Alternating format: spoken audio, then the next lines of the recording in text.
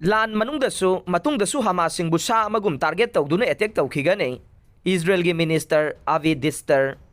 Hamas organization na si matampumbada sa amagum lawbagaloy na nang layba kasi na makoybo human animal amagang pangkakway na kanduna makoygi matakta target tawduna attack sa thagani.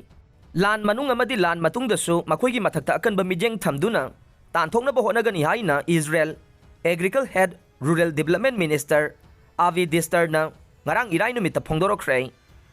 Hamas mang takalaba matungdasu makata na Gaza control taw na bagi tawrang layte Israel. Hamas amasung atay militant group sing na maramuay duna. Israeli forces na Gaza Strip talipta na airstrike tawre. Awang lom dasu Hezbollah militant group ka lan thorok pa yana layba maram na. Lebanon ga lona badalay ba Israeli town amadagi. Missing putok pa hukray. Israel gi yamlaba forces na Gaza da ground attack taw na ba siyam sabaga iroy na. Defense Minister Yob Gallant na Hamas mang takalaba matungda Gaza da layriba misamsing control tawraga layna bagi tawrang layti hay na pongdorokray. Gaza da sa tagadaba lalonggi matang da lawmaker sing dahan boy na paudam laduna. Galat na lana si tangka kahumthong na sa tanaba Israel na tawrang tawri hay na pongdoke.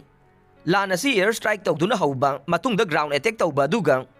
Ahum suba tangkak tang masi da lehaw ba khutpusing maitiba piba sinay. Masigi matungda Israel na Gaza da misamsingi day talaw bato kanihay na Defense Minister na haike.